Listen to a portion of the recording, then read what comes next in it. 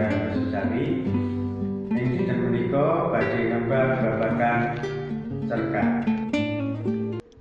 Cerkak kanggo pasinaon basa Jawa kelas 8. Tujuan materi: para siswa bisa ngidentifikasi struktur teks cerkak.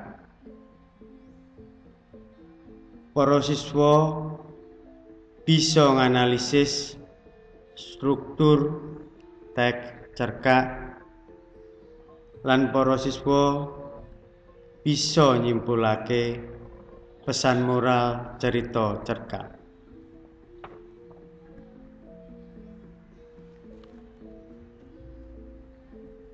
Cerkak yaiku cerita kang ngandharake lelakon utawa kedadian kanthi ringkes saka wiwitan nganti pungkasaning cerita.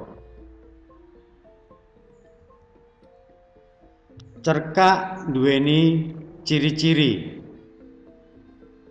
Nomor 1, ukarane ringkes lan nganggo basa gancaran. Nomor 2, tembung-tembunge gampang dimangerteni.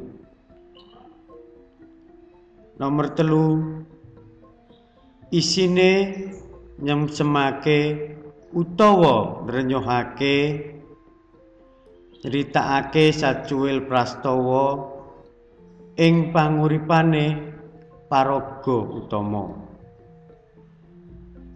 Nomor 4, critane ringkes wae, ora usah dawa-dawa. Nomor 5, anggone maca mung mbutuhake wektu sedhela. Struktur teks cerkak kuwi ana 2. Ingkang sepisan unsur intrinsik yaiku unsur sing ana ing sajroning cerita cerkak. Struktur nomor 2, unsur ekstrinsik yaiku unsur sing ana sanjabane cerita cerkak. Unsur intrinsik cerkak kuwi ana 5. Pisan kuwi tema. Tema yaiku gagasan utawa ide sing dadi underaning cerita. Bisa dititik langsung saka ukara-ukara ing teks utawa dijupuk saka intine ceritane. Nomor 2, alur utawa plot.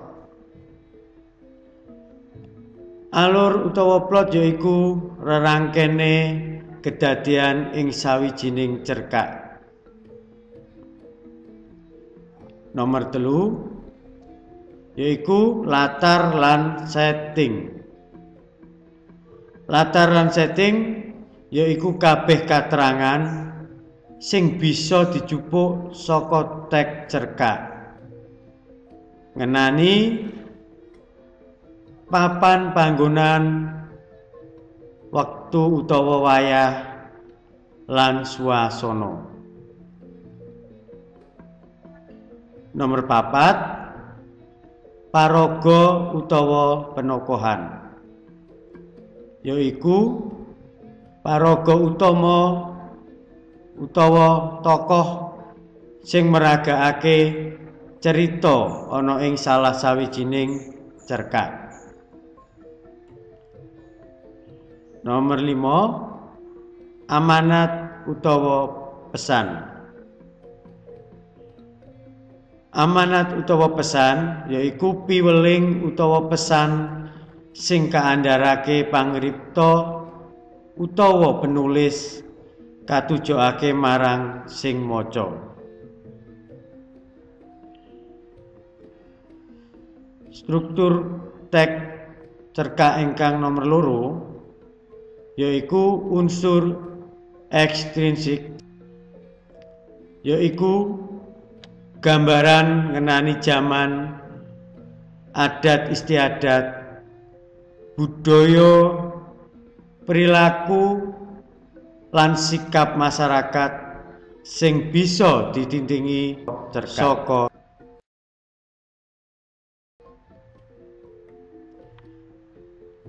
cukup semene pasinaon babagan cerkak dina iki.